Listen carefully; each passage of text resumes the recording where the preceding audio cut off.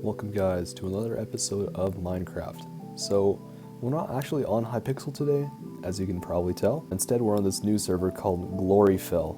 I say new, but it's actually been around for a while. They first made their debut about maybe a year ago with their game mode called Spellbound. And if I remember to, I'll put a little bit of a clip of some of the gameplay of Spellbound on the screen.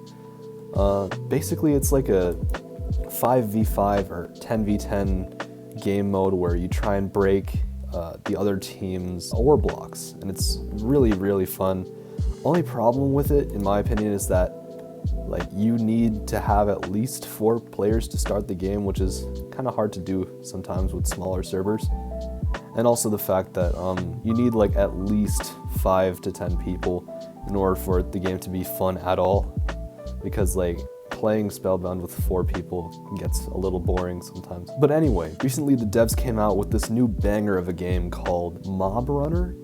And basically you start off with really basic gear, and then eventually you go on to get more and more OP gear as you finally prepare for boss fights and stuff like that.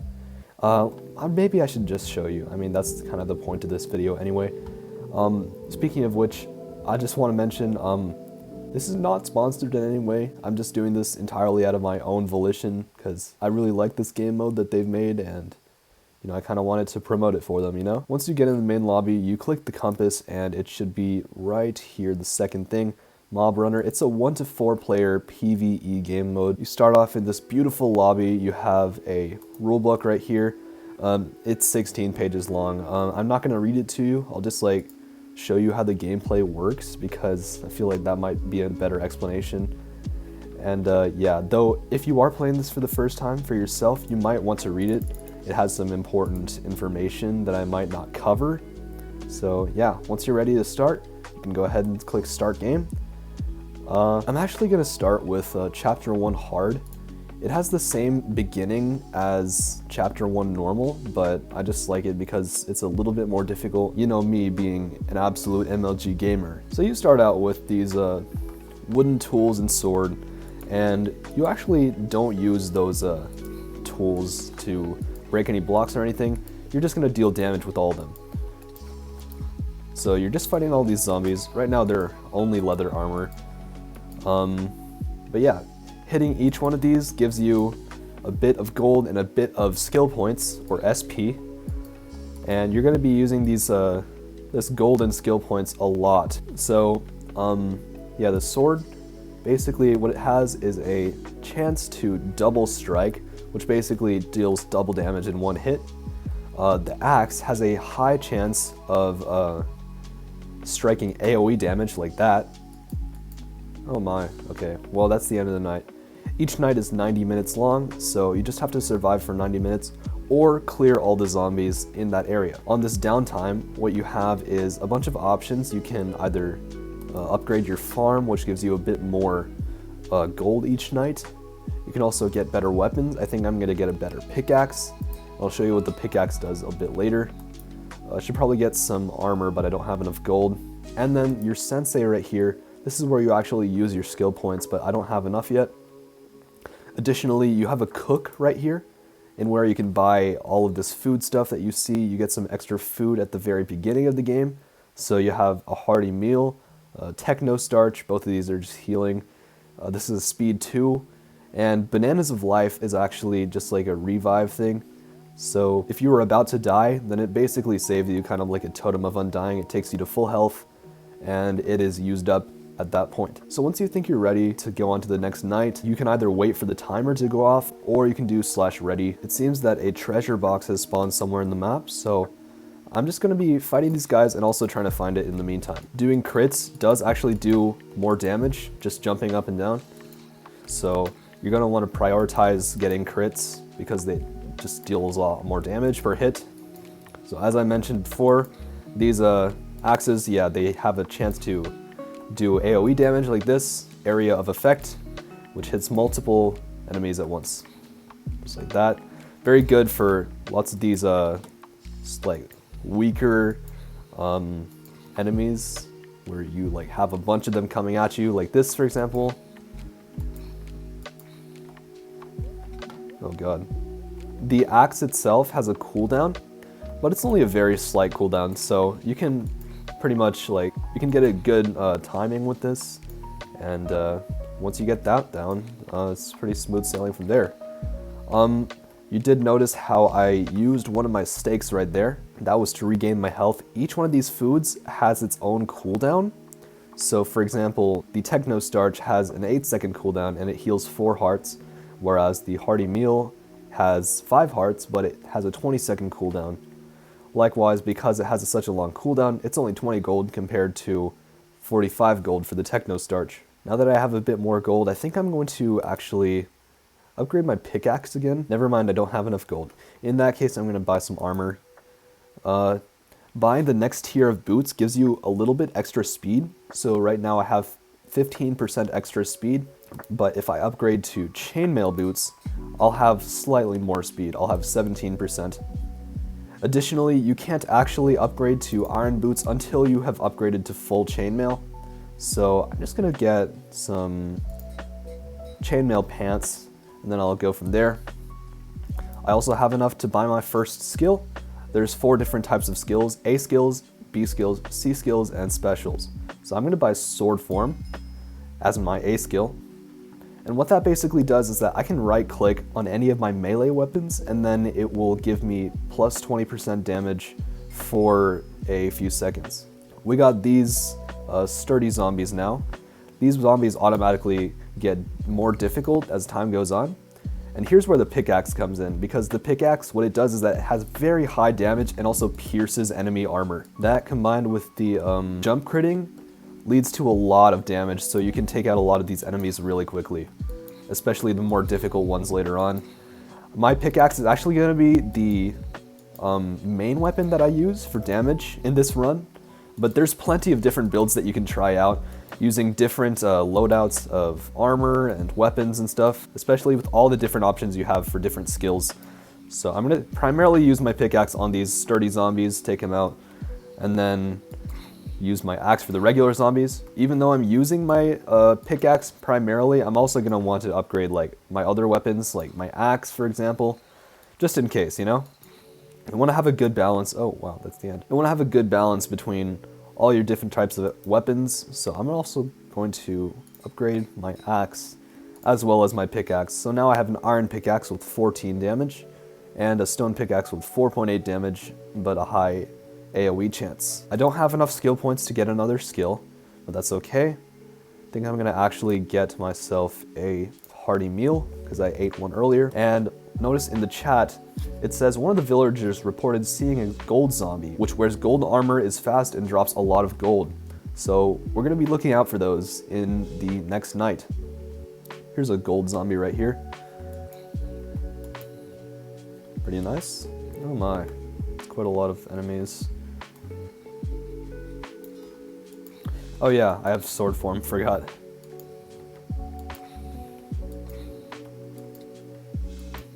So that was the 3rd night down, I believe. And now in the chat it says, one of the villagers reported seeing a stone zombie which wears an iron ore and only takes damage from pickaxes.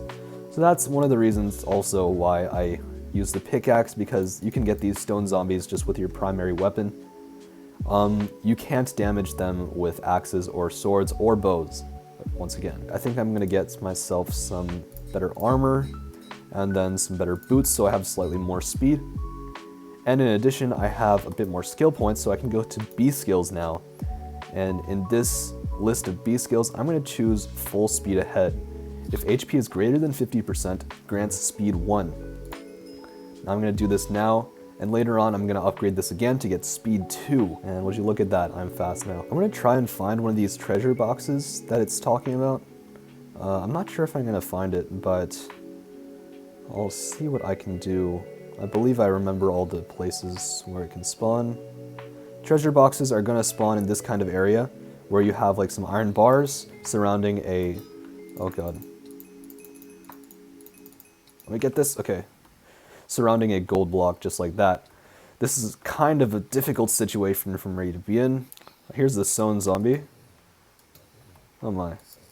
So when you're fighting all these mobs, you should obviously prioritize the heavier ones first, because they have greater health, but also they give more XP, I believe, when you kill them than these regular leather zombies. So that's what I'm doing right now. Then I'm gathering all of the rest of the leather zombies in this like little group where I can just start critting them with my axe. Oh god. Okay, well that was a little bit unfortunate. One of the villagers reported seeing a mechanical zombie. We do have enough skill points to buy our C skill now. So I'm going to buy Sturdy Impact. For each level of speed, grants plus 7% melee damage. I'm going to do that one so that combined with my full speed ahead, I'm going to have a permanent plus 7% damage boost whenever I have speed. I'd like to reiterate that this is a 1 to 4 player game, meaning that I'm playing this alone right now, but I could be playing it with like up to 3 of my friends. And I have done that in the past. It's super fun because you get to like specialize in your loadout, kind of like what I'm doing right now, except like you can have synergy and stuff. It's just great in general.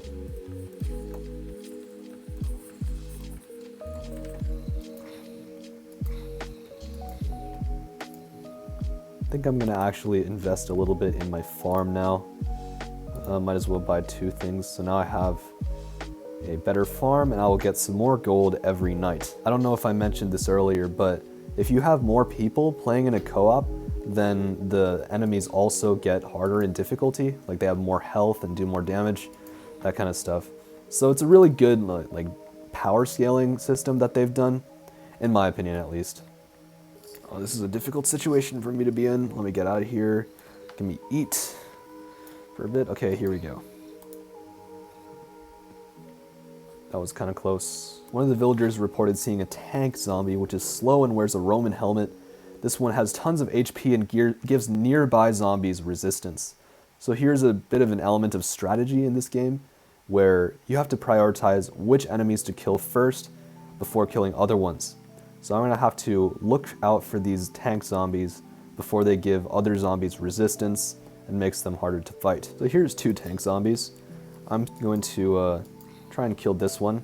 Notice how it actually takes 2 hits even though I have my sword form active, so you can tell it's really tanky. That's why you want to prioritize getting those out of the way first.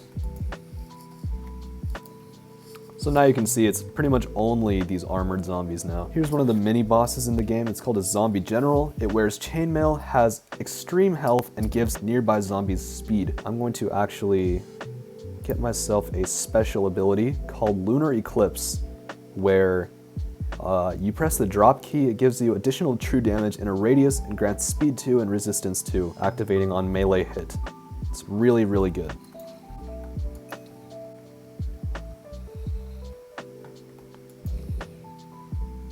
So that's a demonstration of the Lunar Eclipse. I want to find this zombie general. There he is, right there. He's the zombie villager. I'm going to have to activate both my oh frick. No, I didn't even get to fight him. Gosh darn it. The lookout saw the King of Gold heading this way. Expect the worst for tomorrow. You should have chainmail armor and iron weapons by now. Make sure to buy healing items as well. So that's what I'm going to do. I'm going to buy one of this, a few of these, and just like that. Oh yeah, I should mention that you have different tiers of items after Diamond. So after Diamond you have Celestial Bronze. After that you got Mithril and then Luminite, I believe. So once you play harder modes, you'll get more of those like OP stuff. So I'm gonna do /ready now, and there we go. Let's get ready. Now we're on the boss fight. Here is King Midas. So this guy has a really interesting fighting style. Notice that I have full gold armor. Slowness 2 when worn disables jumping, so I'm gonna actually take that off for now. We actually didn't notice that we had, oh god, wait, he's running for me. He does a lot of damage, especially when I have no armor on. It's why you need to kite him around. Also get away from him when he's doing that attack. Yeah. So let me just like, he has these oh wait, no. Oh god. Frick, I just absolutely destroyed myself. Okay, well, this is not good. I believe each of these have like very low health though. There we go. Oh god. So this is the attack that you can't actually avoid, so I'm just going to continue running around while I have his armor on. and then, ouch, that hurts. I can take it off again, and continue on. Ouch, no, get away. That was close.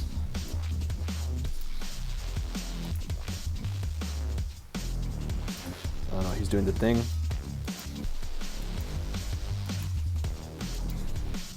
Okay, no. Get out of this gold square when he's doing that. And from here, then you can just kind of like bow him.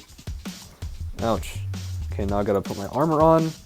You're actually faster when you're sprint jumping while you have this armor on. So that's what I'm gonna do. I'm also gonna try and kill these guys. Not when I have this armor on though. Oh man.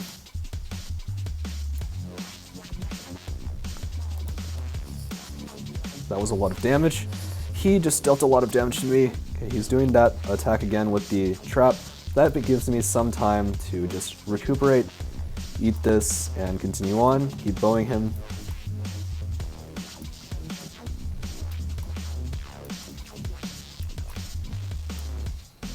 Let me just like use that thing, yeah, take them all out. Okay, he's doing the attack again, so I have to put on my armor, just run around for a bit. I actually don't even need to run around because it's gonna hit me inevitably. It's actually pretty cool. It actually shows you in the chat like how you can like combat each different attack that he does. So that's really neat. Oh man, okay, get out of here, eat one of these things. He has different phases, which is really nice. Kind of predictable sometimes. My bow is still really underpowered, so this is kind of just chip damage. Midas will become enraged in 1 minute. Focus your attacks. Okay then. Oh man, that was a lot of damage. Get away from me. This is actually the first time I'm playing this game solo, so alright, it's just this thing. So for this thing, you want to avoid these things, these gold block squares, for obvious reasons, because they explode, and that's not entirely good for your health. In the meantime, I'm just gonna like kite him around, not die instantly. I'm actually losing a lot of health. Oh man, get away from me, get away from me. His boss damage is increased by 1.2x, that's not good. Get out of here. Remember, I do have the bananas of life though, so I do have a second chance, technically.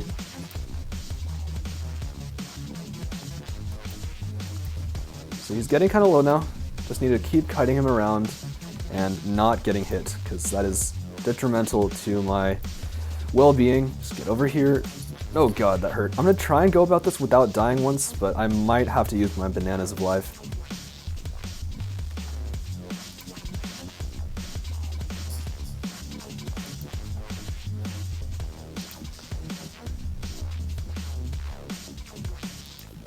Oh, there we go.